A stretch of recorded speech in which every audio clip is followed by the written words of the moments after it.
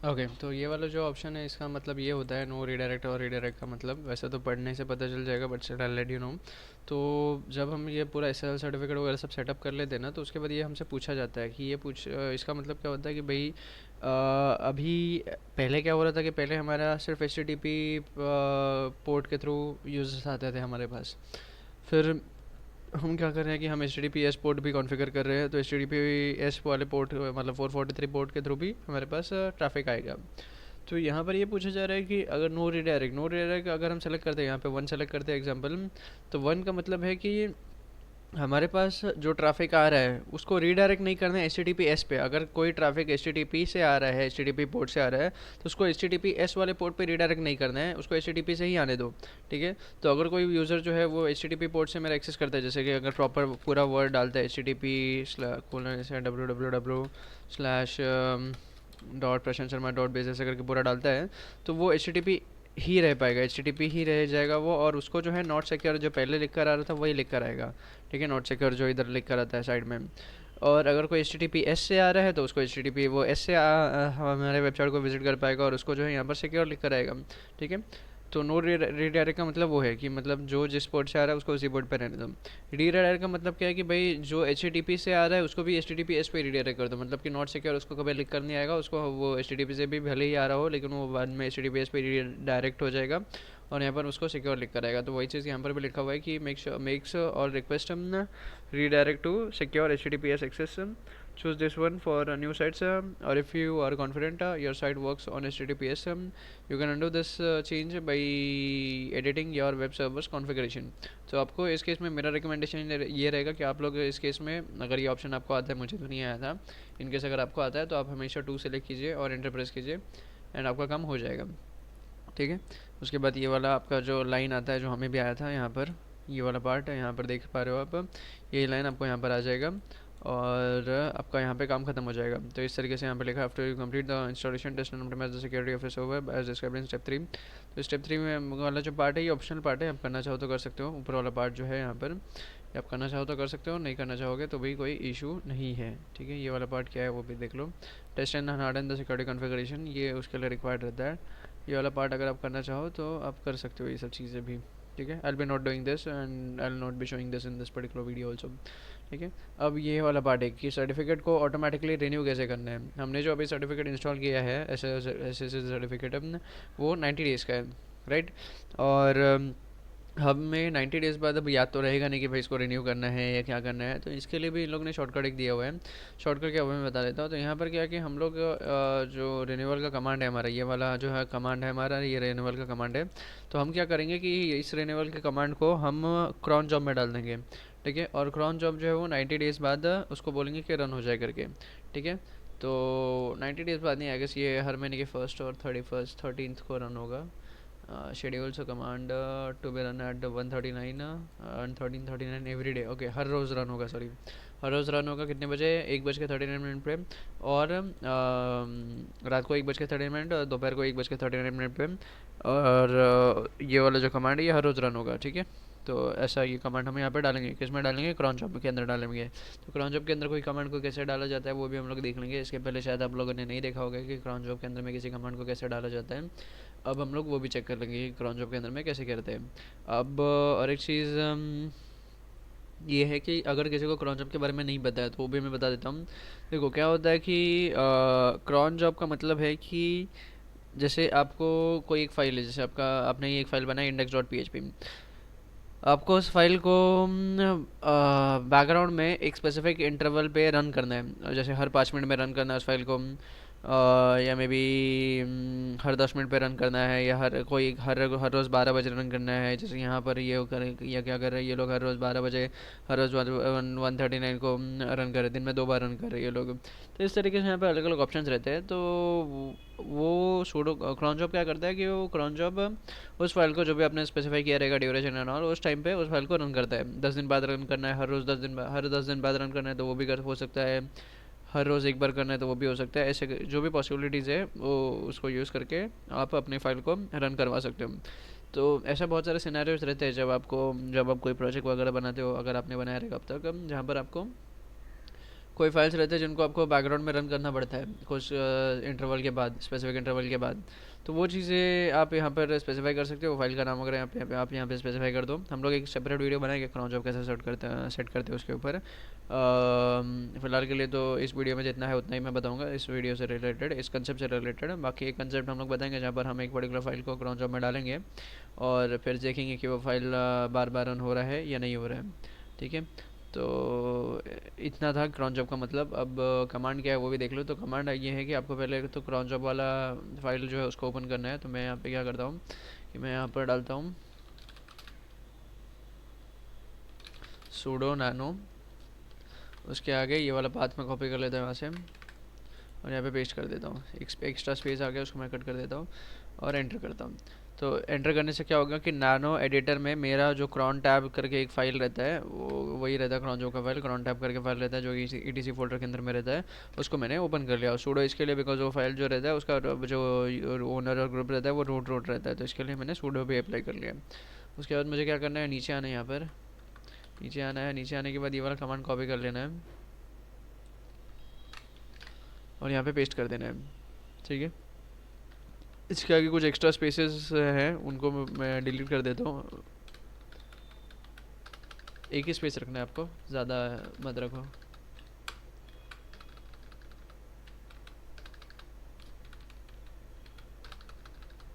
ठीक है, अब ये स्पेस का मतलब रहता है हर एक चीज़ का। ठीक है, तो देखो ये जो 39 लिखा हुआ है, 39 मतलब कि ये पहला वाला है। ठीक है, इसको मैं फ़िलहाल के लिए नहीं जाने दो। पहला वाला स्टार है, ये पहला वाला स्टार का मतलब है 39।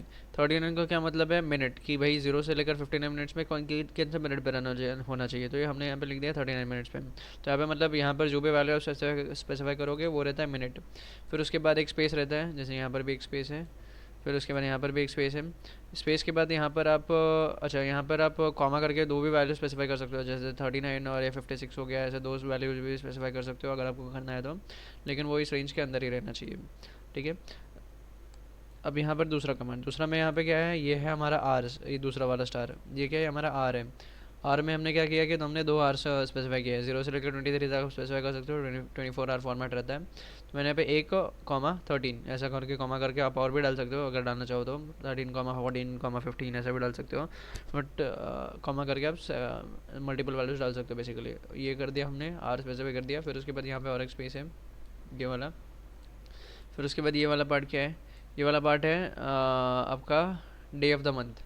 ठीक है, तो ये अगर आपने इस डे ऑफ द मंथ को कुछ वैल्यू स्पेसिफाई नहीं किया, आप यहाँ पे स्पेसिफाई कर सकते हो 1 से लेकर 31 तक के बीच में, लेकिन अगर आपने कुछ स्पेसिफाई नहीं किया, स्टार रखा है, तो ये हर रोज़ रन होगा।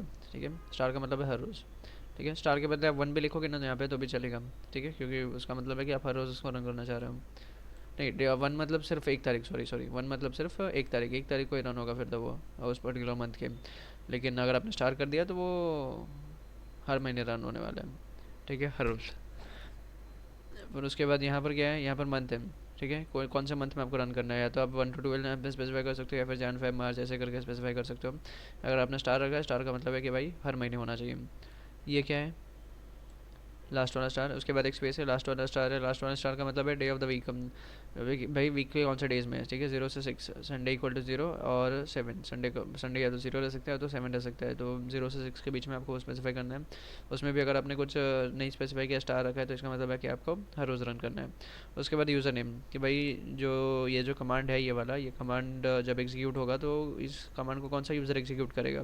तो यहाँ पर आप क्या कर सकते हो, आप यहाँ पे EC2 यूज़र भी डाल सकते हो, EC2-यूज़र, लेकिन उससे प्रॉब्लम हो जाएगा क्योंकि ये जो कमांड है ये कमांड सूडो शॉर्टबॉट जैसे कमांड है जैसे ये वाला था। तो यहाँ पर लेकिन हमें सूडो परमिशन रिक्वायर्ड था क्योंकि ये रूट परमिशन वाला कमांड है। वैसे ही यहाँ पर भी अगर इस कमांड को हमें रन करना है तो या तो हमें यहाँ पे शॉर्टबॉट रिन्यू जो लिखा है हमने इसके पहले सूडो हम टाइप कर दें, सो दैट सूडो टाइप कर दें। यहाँ पर मैं आपको बता देता हूँ,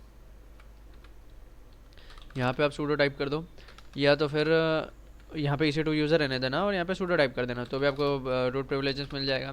अगर आपको वो नहीं चाहिए तो आप यहाँ पे EC2 यूज़र के बदले आप यहाँ पे रूट ही रहने दो, अदरवाइज़ आप EC2 यूज़र ऐसे लिख सकते हो। लेकिन अगर आपको नहीं चाहिए तो आप यहाँ पे रूट ही रहने दो और यहाँ पे सूडो लिखने की कोई ज़रूरत नहीं उस केस में। और certbot renew space -FN no self upgrade, ये पूरा कमांड है। तो इस तरीके से ये आपका हो गया यूज़र नेम, एंड एक स्पेस, एक दो स्पेस देना चाहो दे सकते हो, और कमांड टू बी एग्जीक्यूटेड ये हमारा कमांड हो गया, ठीक है। So that's how we have set the command of a particular cron job, ठीक है। अब इसको क्या करना है, इस फाइल को सेव करना है, तो सेव करने के लिए कंट्रोल एक्स, जैसे मैंने बताया था, वाई, और कहाँ पे सेव करना है, इसी फाइल में सेव करना है, तो एंटर, और आपका ये सेव हो गया, फाइल नेम वही है था, ठीक है। तो इस तरीके से हमने सेव कर लिया। चेक करना है कि सेव हुआ है कि नहीं हुआ है, वापस से जाओ, ओपन करो, देखो सेव हो गया हमारा, ठीक है। कंट्रोल एक्स करके बाहर आ जाओ, ठीक है। So that's how we can set a cron job for renewing our SSL certificate, ठीक है। उसके बाद क्या करना रहता है कि भाई क्रॉन जॉब, जब हम लोग कोई भी क्रॉन जॉब सेट करते हैं तो उसके बाद ये कहा जाता है कि ये वाला जो कमांड है उसको आप रन कर दीजिए। तो ये क्या करता है कि क्रॉन डेमन को रीस्टार्ट करता है, ये भी कमांड है रीस्टार्ट करने के लिए। तो आपको ये करना चाहो तो कर सकते हो, किसी किसी केस में नहीं, मोस्ट ऑफ द केसेस में अगर नहीं किया रीस्टार्ट तो भी चल जाता है, बट अगर दिया तो आप स्टार्ट कर लो यहाँ से रीस्टार्ट। तो मैंने यहाँ रीस्टार्ट कर लिया, ठीक है।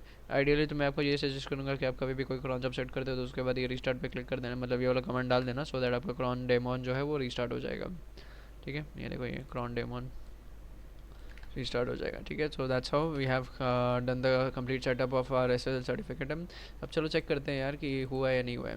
तो सबसे पहले तो यहाँ पर मैं प्रशांत शर्मा डॉट बेस है, यहाँ पे मैं एंटर करता हूँ, एंटर प्रेस कर दें। यहाँ पर देखो अब लॉक आ गया, यहाँ पे ठीक है, लॉक आ गया। प्लस अगर आप यहाँ पर जाओगे देखोगे तो यहाँ पे HTTPS भी आ गया है, ठीक है। अब अगर आप यहाँ पे HTTP भी डालते हो और एंटर प्रेस करते हो तो भी वो HTTPS पे ही रीडायरेक्ट हो जाएगा, क्योंकि हमारा जो है, जो मैंने बोला ना नो रीडायरेक्ट और रीडायरेक्ट था, तो हमें तो आया नहीं था, तो हमें हमारे केस में बाय डिफ़ॉल्ट वो रीडायरेक्ट ही हो गया।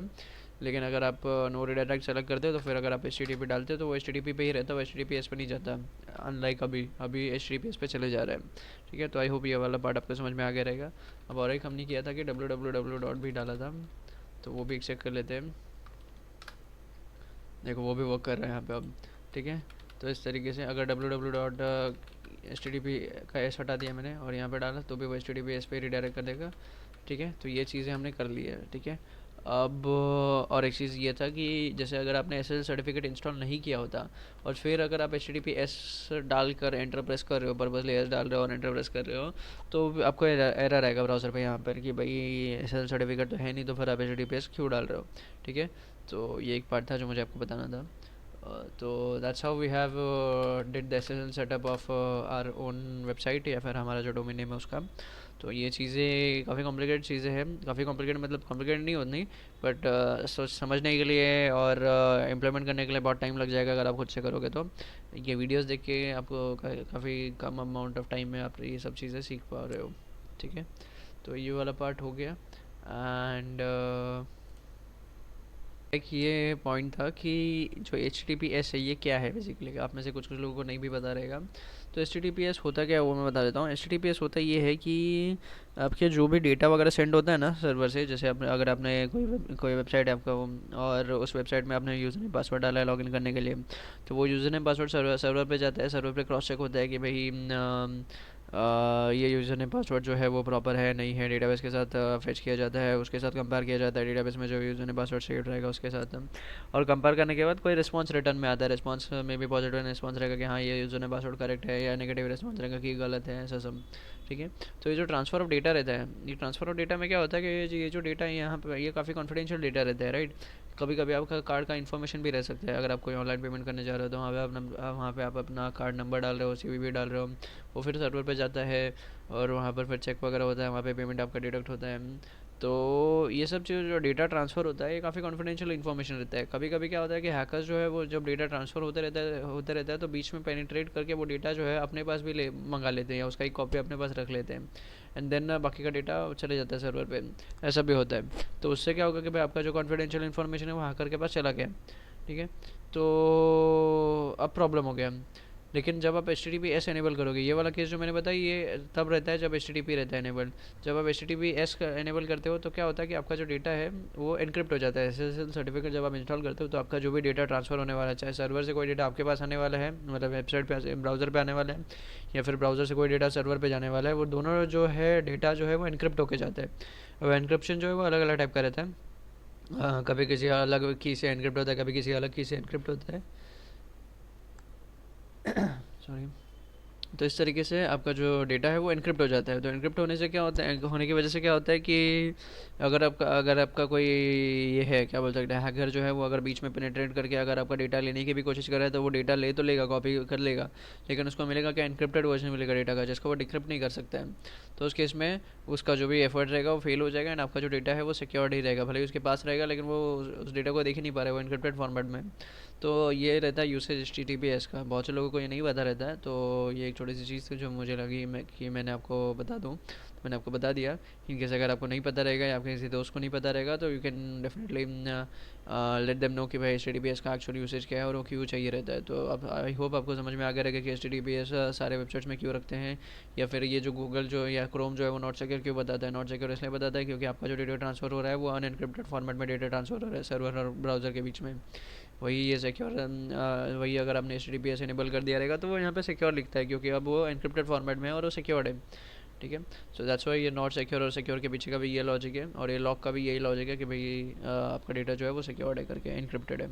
ठीक है, so thank you till then, and अभी तक के लिए बहुत बहुत शुक्रिया। अगर आप लोग में से बहुत से लोग जो है इसका सीरीज़ को कंटिन्यूसली देख रहे हो तो उसके लिए आपका बहुत बहुत शुक्रिया, और see you in the next video then, and do subscribe the channel so that आपको रेगुलर अपडेट्स भी मिलते रहे सीरीज़ के। ठीक है।